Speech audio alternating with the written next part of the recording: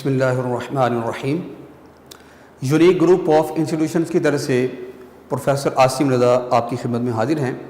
आज इंशाल्लाह हम अकाउंटिंग का टेस्ट नंबर 2 डिस्कस करेंगे।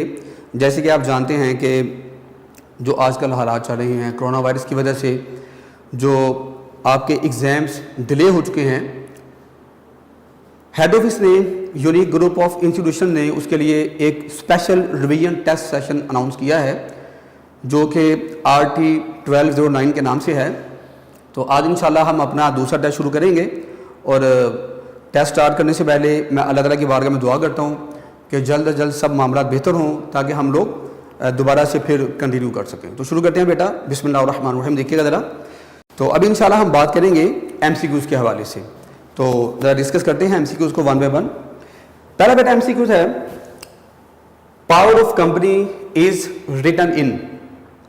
Option number A, memorandum of association, articles of association, prospectus, और इनमें से कोई नहीं। तो बेटा इसका आंसर है मेमोरेंडम ऑफ एसोसिएशन। इसके मुताबिक आप लोगों ने अकाउंटिंग में भी पढ़ा हुआ है और प्रिंसिपल्स ऑफ कॉमर्स में भी पढ़ा हुआ है। मेमोरेंडम ऑफ एसोसिएशन जो है ये इसका राइट आंसर होगा। उसके बाद देखिएगा सेकंड है, it is the capital with which A company is registered. यह वो सरमाया है जिससे कोई भी कंपनी अपना नाम रजिस्टर्ड करवा सकती है। नंबर 1 नॉमिनल कैपिटल, बिल्कुल ठीक जवाब है ये वाला। रजिस्टर्ड कैपिटल ठीक है, ऑथोराइज्ड कैपिटल ये भी ठीक है।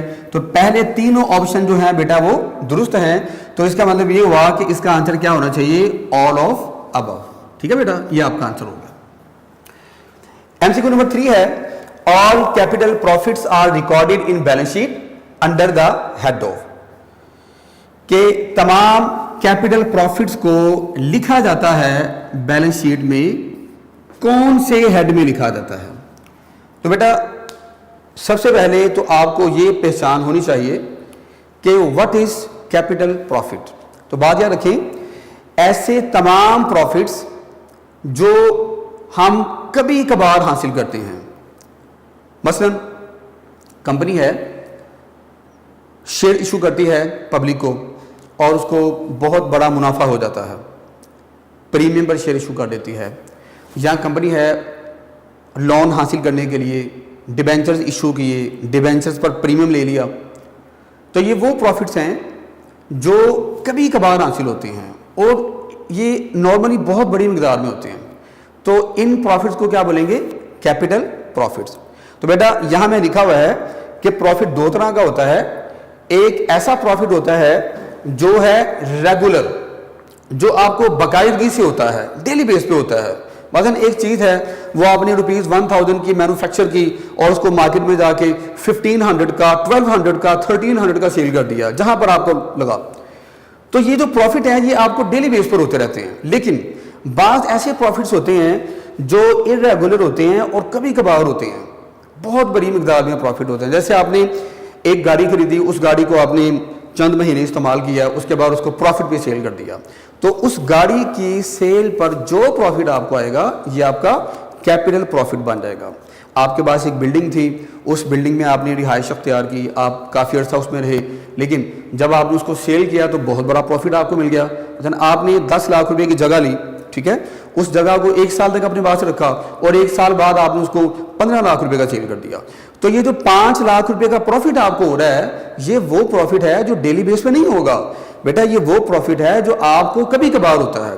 तो बात याद रखें, ऐसे तमाम प्रॉफिट्स जो आपको कभी कभार हुआ करते हैं उनका नाम क्या होता है, कैपिटल प्रॉफिट्स। ठीक है बेटा, तो मैं लिखा हुआ है प्रॉफिट दो तरह के होते हैं। कुछ होते हैं रेगुलर प्रॉफिट्स, जो डेली बेस पे होने वाले प्रॉफिट्स हैं उन्हें बोलते हैं रेवेन्यू प्रॉफिट्स।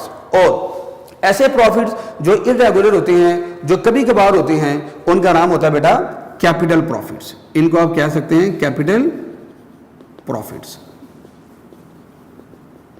और बात याद रखें, जितने भी कैपिटल प्रॉफिट्स हुआ करते हैं वो तमाम के तमाम बैलेंस शीट लायबिलिटी साइड पर रिजर्व की एक हेडिंग बनाते हैं, उसके नीचे फिर हम उसको लिखते हैं। मसलन प्रीमियम ऑन शेयर है या प्रीमियम ऑन डिबेंचर है, ये वो प्रॉफिट्स हैं जो इरेगुलर प्रॉफिट्स हुआ करते हैं और इनको हम बेटा कहां शो करवाएंगे, बैलेंस शीट लायबिलिटी साइड पे रिजर्व का हेड बनाएंगे, उसके नीचे इनको हमने शो करवाना है। ठीक है बेटा, तो उम्मीद है कि आपको मेरी बात की समझ लगी होगी। तो ये जो MCQ नंबर 3 है, ये बिल्कुल वही चीज है। क्या पूछा जा रहा है? All capital profits are recorded in balance sheet under the head of, कि किस हेड में कैपिटल प्रॉफिट को शो करवाया जाता है। तो पहला ऑप्शन है रिजर्व के हेड में, और ये पहला ऑप्शन हमारा बिल्कुल दुरुस्त है, जैसे कि मैं आपको बता चुका हूं। दूसरा है डेफर्ड कॉस्ट, गलत है। करंट एसेट्स भी नहीं हो सकता, ऑथोराइज कैपिटल भी नहीं हो सकता। ठीक है बेटा, उसके बाद देखिए MCQ नंबर 4 है shareholders are. Shareholder कौन होते हैं? देखिए बेटा, शेयर होल्डर्स के मुतालिक आप जानते हैं कि शेयर होल्डर जो हैं ये मालिक होते हैं, ये ऑनर्स होते हैं, इनको मेंबर्स भी कह सकते हैं। ठीक है बेटा, तो देखिएगा इसका पहला आंसर है मैनेजर, नहीं। दूसरा डायरेक्टर, नहीं। तीसरा आंसर ऑनर, यस, ये हमारा आंसर है ऑनर्स। ठीक है बेटा, और चौथा ऑप्शन है एम्प्लॉय, नहीं। तो शेयर होल्डर्स का जो सबसे करीब तरीन आंसर है यहां पर वो है ओनर्स। ठीक है, MCQ नंबर नेक्स्ट है 5, shares issue to the directors are called. ऐसे तमाम शेयर्स जो डायरेक्टर्स को इश्यू किए जाते हैं उनको क्या बोलते हैं? तो पहला ऑप्शन है प्रेफरेंस शेयर, ये ऑप्शन गलत है। दूसरा ऑप्शन है, तीसरा ऑप्शन है ऑर्डिनरी शेयर, ये भी ठीक नहीं है, ये भी ठीक नहीं आना। इसका जो असल आंसर है वो है डेफर्ड शेयर्स। ठीक है, डेफर्ड शेयर की डेफिनेशन क्या है? All shares issue to the directors और promoters are known as deferred share. ये प्रमोटर्स को इश्यू किए जाते हैं। ठीक हो गया बेटा, या डायरेक्टर्स को। लास्ट MCQ है face value of share is also known as. Shares की फेस वैल्यू को क्या नाम दिया जाता है? तो बेटा देखिए MCQ नंबर 4 है face value of shares is also known as. Number 1 market value, नहीं। बुक वैल्यू, नहीं। इसका जो असल आंसर है वो है बी ऑप्शन, पार वैल्यू। ठीक है बेटा, ये इसका आंसर है। और ऑल ऑफ दीज या ऑल ऑफ अबव ये भी नहीं हो सकता। तो बेटा ये हमारा MCQ पोर्शन कंप्लीट हुआ जाता है जी। बेटा अब इंशाल्लाह हम स्टार्ट करने जा रहे हैं अपना क्वेश्चन नंबर 2, जो कि शॉर्ट क्वेश्चन का है। तो 1 बाय 1 डिस्कस करते हैं। पहला शॉर्ट क्वेश्चन है बेटा डिफाइन डायरेक्टर्स। डायरेक्टर्स कौन होते हैं?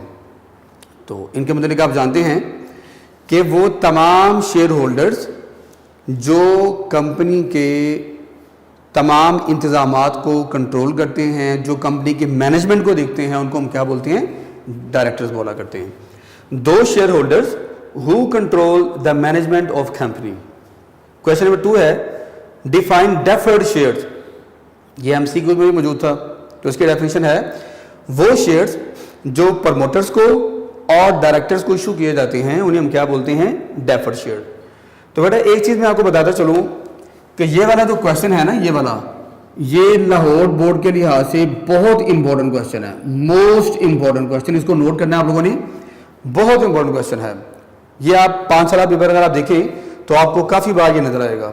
बल्कि जितने भी क्वेश्चन मैंने आपको दिए हुए हैं इनमें से अक्सर ऐसे हैं जो बहुत ज्यादा इंपॉर्टेंट है। अब ये जो क्वेश्चन है डेफर्ड शेयर्स, ये बुक में नहीं है आपकी, और ये भी लाहौर बोर्ड के हवाले से बहुत इंपॉर्टेंट क्वेश्चन है। तो बेटा अगर आप इतना लिखेंगे ना तो हो सकता है कि आपको एग्जामिनर 2 मार्क्स ना दे। आपने कोशिश करनी है कि अपनी बात को बढ़ाना है। आप बात को कैसे बढ़ा सकते हैं अंडरस्टैंड करिएगा बेटा। आपने क्या करना होगा, डेफिनेशन लिखें, shares that are issue to directors and promoters are known as deferred share. उसके बाद बेटे आपने बताना है कि शेयर्स की टाइप्स कौन कौन सी होती हैं, या बेशक यहां पर लिख लें टाइप्स ऑफ शेयर्स। शेयर्स की बेटा 3 टाइप्स होती हैं, ordinary shares, preference shares, deferred shares. ठीक है बेटा, प्रेफरेंस शेयर्स क्या होते हैं? ऐसे तमाम शेयर्स, इनके डेफिनेशन जी हम यहां पर डिस्कस कर लेते हैं। ये डेफिनेशन है प्रेफरेंस शेयर्स की, ये भी आपको एग्जाम में दी गई थी। प्रेफर्ड का मतलब होता है तरजीह देना। ऐसे तमाम शेयर होल्डर्स जिन्हें यह हक दिया गया होता है कि आपको कंपनी की तरफ से होने वाला मुनाफा, डिविडेंड सबसे पहले अदा किया जाएगा, या अगर कल को कंपनी वाइंडिंग अप की तरफ चली जाती है, कंपनी डिसॉल्व हो जाती है, कंपनी का खात्मा हो जाता है, कंपनी अपने ऑपरेशंस को क्लोज कर देती है, तो इनका जो सरमाया होगा, जो कैपिटल होगा, वो भी इनको वापस किया जाएगा।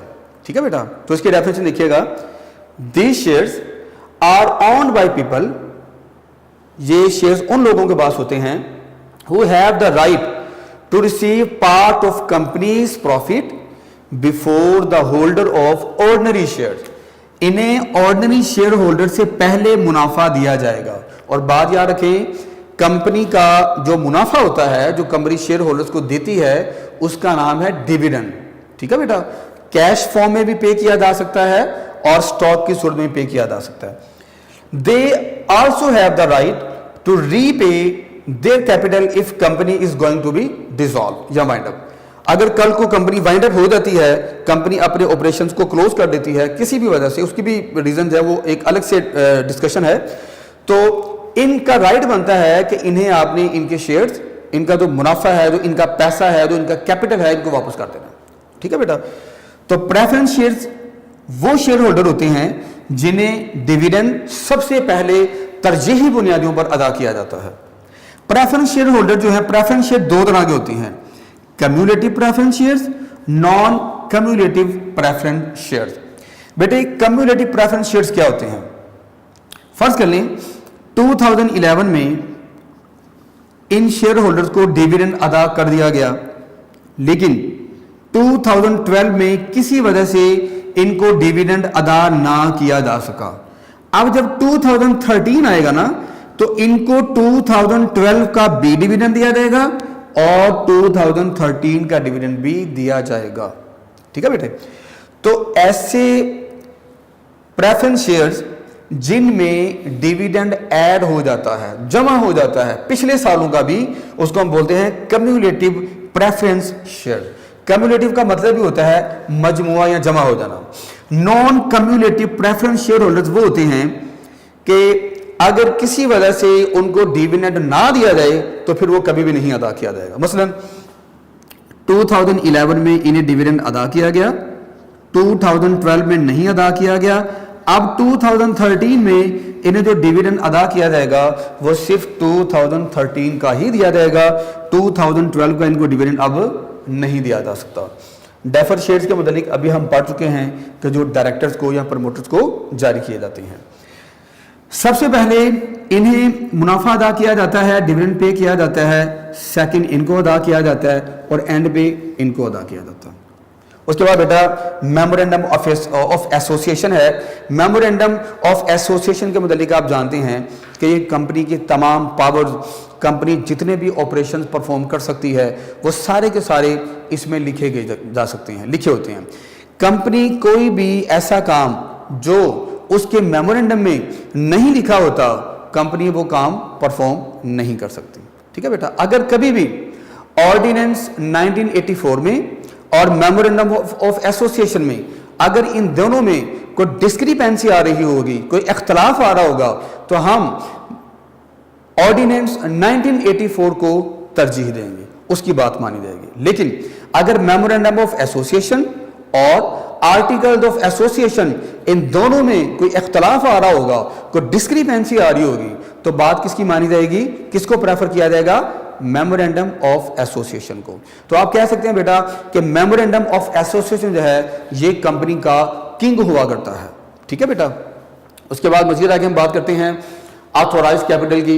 ये भी क्वेश्चन आपको एमसीक्यू में दिया गया था कि वो पैसा, वो सरमाया जिससे कोई भी कंपनी अपना नाम रजिस्टर्ड करवा सकती है, उसको हम क्या बोलते हैं? Authorised capital. अब डेफिनेशन जब आप इतनी लिखेंगे ना, तो हो सकता है कि आपको 2 नंबर ना दिए जाएं। आप इसके साथ मजीद बढ़ा के लिखें। मजीद आप क्या बढ़ा सकते हैं? Authorised capital is also known as nominal capital, registered capital. ठीक है, आप ये भी लिख सकते हैं। उसके बाद है अंडर सब्सक्रिप्शन। अंडर सब्सक्रिप्शन की मिसाल मैं आपको इस तरह से दे सकता हूं कि एक कंपनी है, उस कंपनी ने 9000 शेयर्स आवाम को इशू किए, न्यूज़पेपर में ऐड दिए, काफ़ी प्लानिंग की गई, एडवर्टीजमेंट की गई, 9000 शेयर जो हैं वो इस बार कंपनी ने इशू करने हैं। लेकिन कंपनी को आवाम की तरफ से जो एप्लीकेशन रिसीव होती हैं, जो रिस्पॉन्स आता है, वो 9000 का नहीं आता, बल्कि अगर 7000 का आ जाए तो ये अंडर सब्सक्रिप्शन कहलाएगी। कि कंपनी को 9000 शेयर्स रिक्वायर्ड थे, 9000 शेयर्स के लिए फंड रिक्वायर्ड था, एप्लीकेशन रिक्वायर्ड थी, कैपिटल रिक्वायर्ड था, लेकिन कंपनी को 7000 शेयर्स के लिए एप्लीकेशन रिसीव हो रही हैं। तो जितनी एप्लीकेशन रिसीव नहीं हो रही वो कमी है, वो कम है, उसे क्या बोलेंगे? Under subscription. तो डेफिनेशन देखिएगा, a company may not receive applications for all share offered by it to the general public. ये हम डिस्कस कर चुके हैं पहले। उसके बाद बेटा आखिरी चीज है, देखिएगा जरा, मैंने बताया हुआ कि लिस्ट डाउन करें कि डेफर्ड कॉस्ट में कौन कौन सी चीजें आती हैं।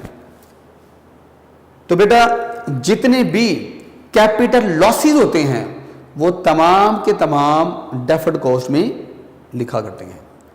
अब यहां पर आपको यह भी पता होना चाहिए कि कैपिटल लॉस क्या होता है। देखिए बेटा बात याद रखें, लॉसेस दो तरह के हुआ करते हैं।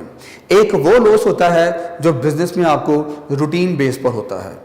मसलन आपने 500 रुपए की चीज़ तैयार की, लेकिन किसी वजह से, जैसे आजकल के हालात आपके सामने हैं, कोई भी ऐसा सरकमस्टांस था, कोई ऐसे मामला हो गए कि जो 500 की चीज़ आपने बनाई है वो आपको मजबूर होके 450 की बेचनी पड़ रही है, यहाँ 400 रुपये की सेल करनी पड़ रही है। आपको अगर अपनी कॉस्ट प्राइस से कम कीमत पर सेल करना पड़े तो ये आपका लॉस है। और ये वो लॉस है जो डेली बेस अक्सर होता रहता है हमें बिजनेस में, और इन छोटे लॉसेस की वजह से कभी भी हमारा बिजनेस शट डाउन नहीं होता। ठीक है, तो ऐसे लॉसेस जो रेगुलर बेसिस पर होते हैं उन्हें हम क्या बोला करते हैं? Revenue losses. ठीक है बेटा, लेकिन कुछ ऐसे लॉसेस होते हैं जो बहुत बड़े लॉसेस होते हैं, जो हमें कभी कभार हुआ करते हैं। वो कौन से लॉस हैं? उन्हें बोलते हैं कैपिटल लॉसेस। ऐसे तमाम लॉसेस जो बहुत बड़े होते हैं और कभी कभार होते हैं, मसलन गोदाम में लाखों रुपए का माल पड़ा हुआ था, गोदाम में आग लग गई, सारा सामान तबाह बर्बाद हो गया, बेटा बहुत बड़ा लॉस है ये। तो लॉस डेली बेस पे नहीं आपको होगा, ये कभी कभार होता है। वो भी लाजमी नहीं कि हर एक के साथ ही लॉस होगा, हर एक के साथ ऐसा मामला होगा। अगर लॉस हो, बहुत बड़ी मिकदार में लॉस हो, तो उसको क्या बोलते हैं? Capital loss. आप ट्रक में सामान लेकर जा रहे थे, लाखों रुपए का सामान था, रास्ते में एक्सीडेंट हुआ, आपका सारा सामान तबाह बर्बाद हो गया, तो ये एक बहुत बड़ा नुकसान है। इस नुकसान को क्या बोला जाएगा? कैपिटल लॉस बोला जाएगा। ठीक है बेटा। अच्छा, आपके गोदाम में कुछ सामान पड़ा हुआ था, बहुत बड़ी मिकदार में आपका सामान चोरी हो गया, ये भी बहुत बड़ा नुकसान है, इसका नाम क्या होगा? Capital loss. ठीक है बेटा। ऐसे तमाम लॉसेस जो इरेगुलर होते हैं, जो कभी कभार होते हैं, उन्हें बोला करते हैं कैपिटल लॉसेस।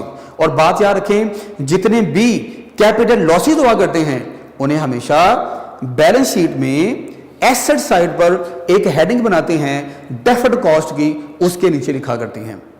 मैंने क्वेश्चन ये पूछा था कि डेफर्ड कॉस्ट के नीचे क्या क्या लिख सकते हैं, कौन कौन सी हाइडिंग्स आ सकती हैं, लिस्ट डाउन करके बताइए। तो बेटा तो चंद एक आपकी बुक में दी हैं, वो मैंने आपको यहां पर लिख दी हैं।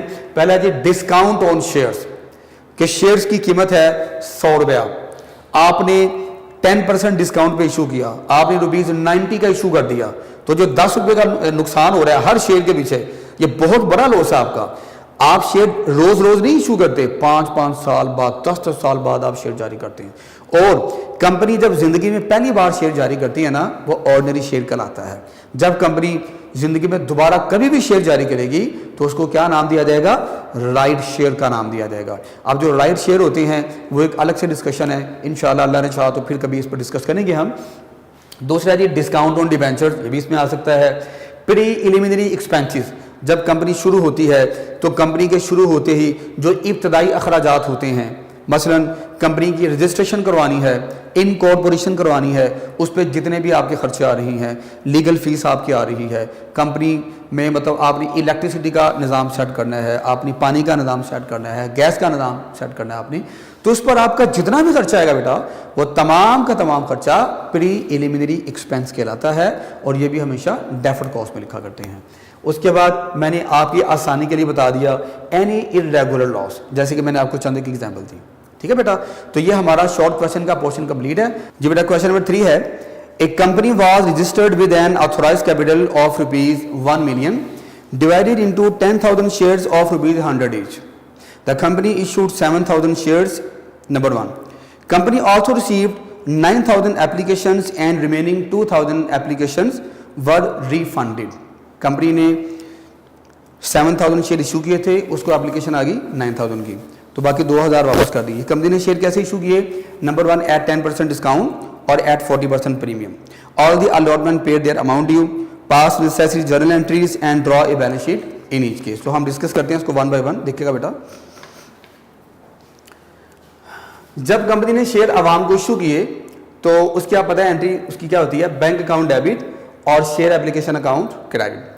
शेयर एप्लीकेशन जो अकाउंट है ये पर्सनल अकाउंट है और इसको लिखने का तरीका ये होता है कि application received multiply by issue price.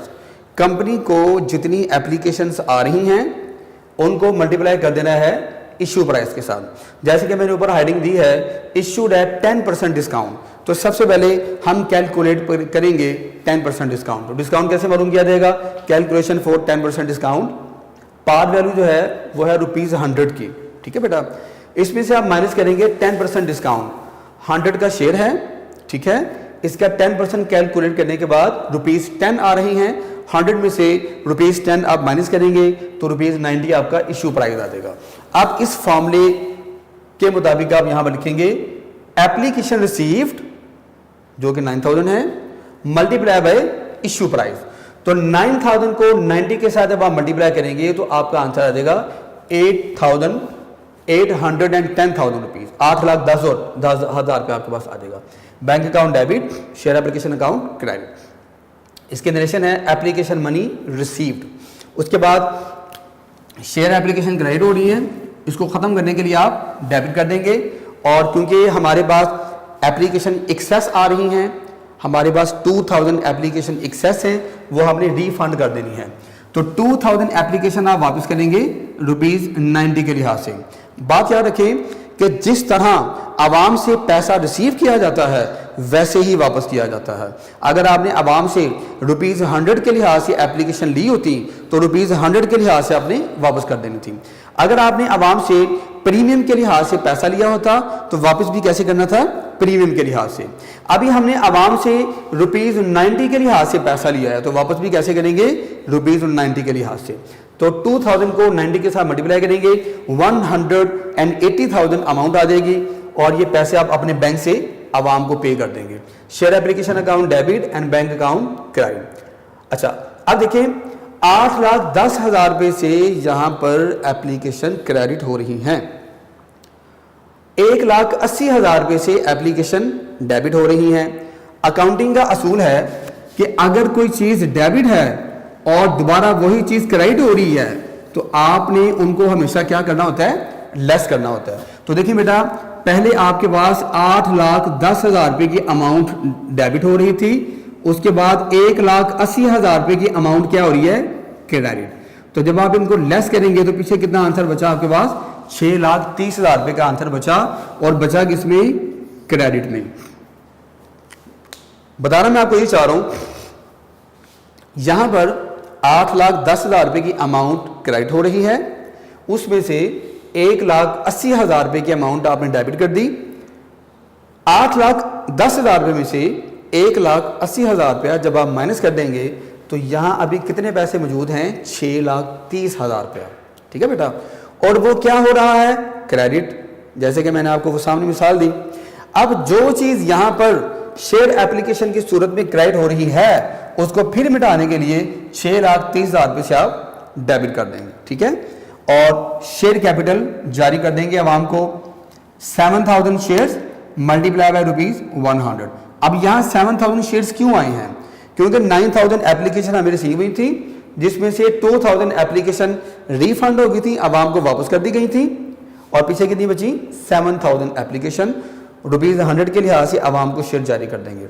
अब हमारे पास दो अमाउंट्स आ रही हैं। एक अमाउंट हमारे पास ये आ रही है 6,30,000 रुपये की, एक अमाउंट हमारे पास ये 7 लाख रुपए की आ रही है।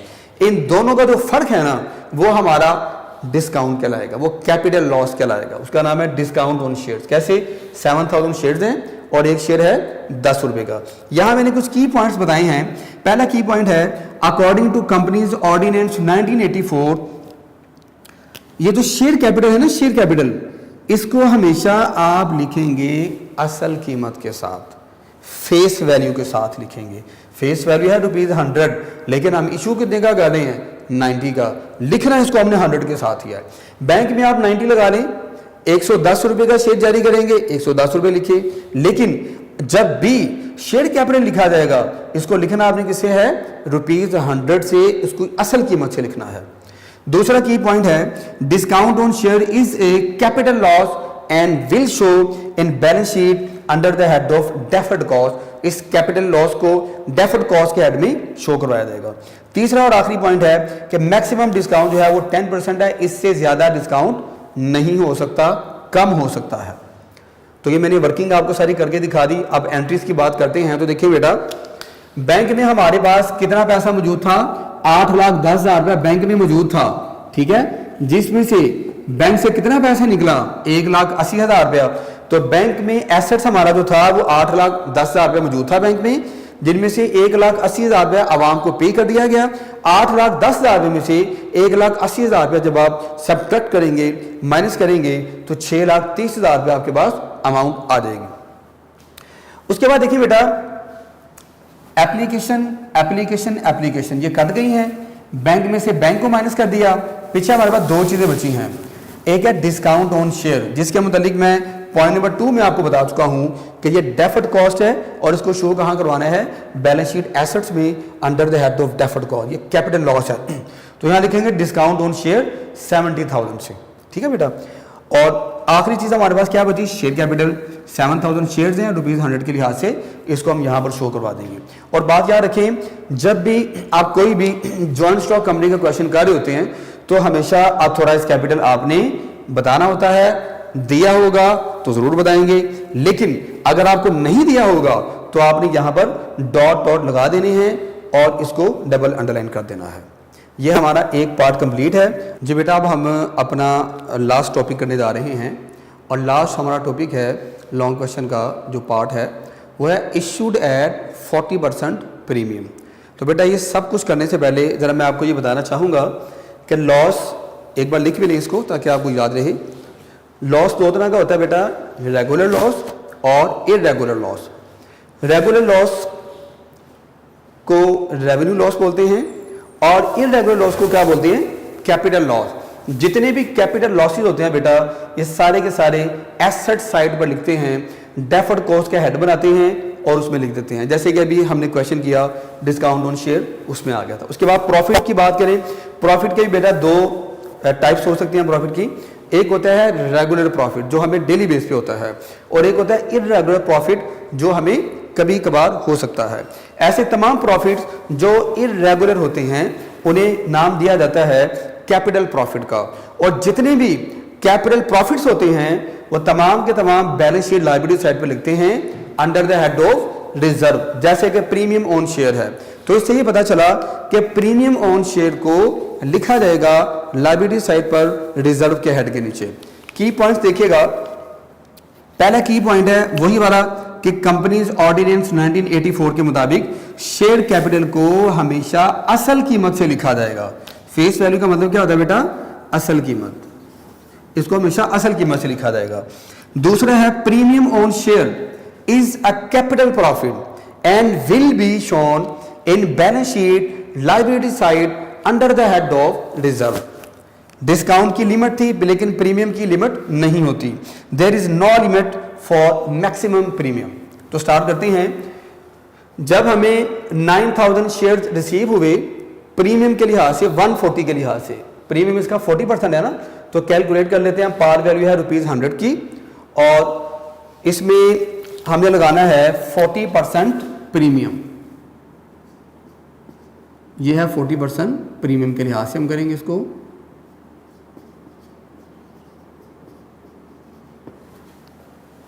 जब हमने 100 का 40% कैलकुलेट किया तो वो 40 आ गया, ₹40। अब हम इनको ऐड करेंगे, डिस्काउंट में लेस करते हैं लेकिन प्रीमियम में ऐड कर दिया करते हैं, तो ये 140 रुपये आ गए। फॉर्मूला क्या था हमारा, जितनी एप्लीकेशन हमें आ रही हैं, रिसीव हो रही हैं उनको मल्टीप्लाई कर देना है इस इशूड प्राइस के साथ। ठीक है, हमें एप्लीकेशन कितनी रिसीव हो रही है 9000 और इशू प्राइस कितनी है 140। 9000 को 140 से जब आप मल्टीप्लाई करेंगे तो आपके पास आंसर आ जाएगा 12,60,000 रुपया। ठीक है, यानी कि 1.26 मिलियन आपके पास आंसर आ जाएगा। तो bank account debit, share application account 12,60,000 रुपये से क्रेडिट। इसकी कंडीशन है एप्लीकेशन मनी रिसीव। अब शेयर एप्लीकेशन क्रेडिट हो रही हैं, इनको दोबारा खत्म करने के लिए डेबिट कर लेंगे 2,80,000 रुपये से। अगेन वही चीज़, वही वाला कॉन्सेप्ट, अकाउंटिंग का असूल है, अगर कोई चीज़ डेबिट हो रही है दोबारा वो क्रेडिट होगी तो उसको आपस में लेस कर देंगे।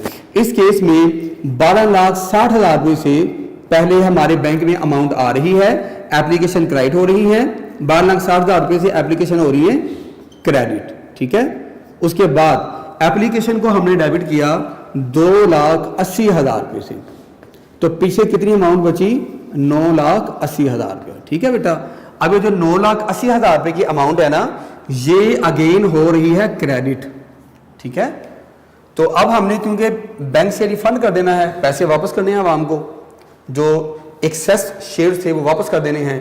9,000 एप्लीकेशन आई थी, इसमें से 2,000 हमने रिफंड करनी है।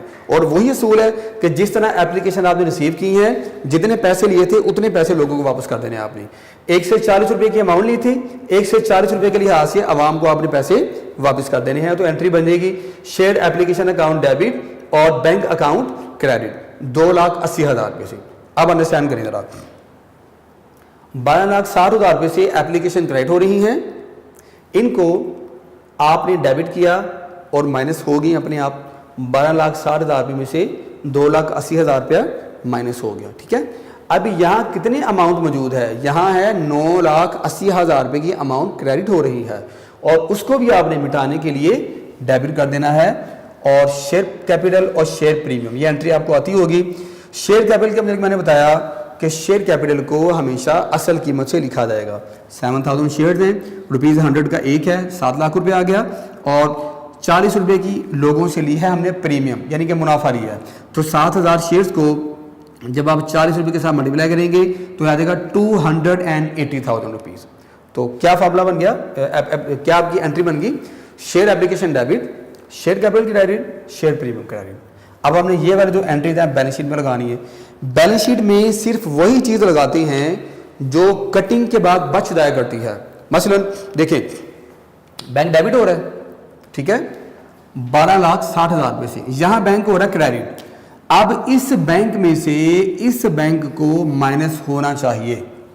मीन्स के बैंक में 12,60,000 रुपये आया, मैंने यहाँ लिखा बैंक में 12,60,000 रुपये आ रहा है और बैंक से पैसे जा कितने रही हैं 2,80,000 रुपया रिफंड हो रहा है। तो 12,60,000 रुपये में से जब आप 2,80,000 रुपया माइनस कर देंगे तो नेट अमाउंट कितनी बचेगी 9,80,000 रुपया। ठीक है, तो यही आपका एसेट साइड का आंसर है। ऑथराइज कैपिटल जो कि इंफॉर्मेशन है हर सूरत हमने देनी है, अगर हमें नहीं भी दिया होगा हम यहाँ पर डॉट डॉट डॉट लगा के इसको डबल अंडरलाइन कर देंगे। उसके बाद एप्लीकेशन एप्लीकेशन एप्लीकेशन आपस में कट गई, इनको लिखना नहीं है हमने।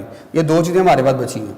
एक शेयर कैपिटल बचा है जो कि ये लिख दिया issued and paid capital 7,000 shares हैं, 100 रुपये के लिहाज से 7 लाख रुपये आ गया। और एक ये है शेयर प्रीमियम जो कि हमारा कैपिटल प्रॉफिट है। और आज हमने कई बार डिस्कस किया कि जो कैपिटल प्रॉफिट हुआ करता है बैलेंस शीट लायबिलिटी साइड पर रिजर्व के हेड में उसको शो करवाते हैं। यूं ये आपकी दोनों साइड बराबर हैं तो ये क्वेश्चन आपका कंप्लीट हुआ। तो इंशाल्लाह बेटा जो भी आपका अकाउंटिंग का टेस्ट हुआ करेगा वेरी नेक्स्ट डे या उसी दिन इंशाल्लाह आपको वीडियो हमारी मौसूल हो जाया करेगी। अल्लाह ताला से मैं दुआ करता हूँ कि अल्लाह ताला जल्द अज जल्द हमारे मुल्क पाकिस्तान से बल्कि पूरे आलम इस्लाम से पूरी दुनिया से इस कोरोना वायरस का खात्मा करे और जो लोग इस मर्ज़ में मुब्तला हो चुके हैं अल्लाह ताला उनको भी शिफाए कामिला आजिला नाफ़िया अता फरमाए।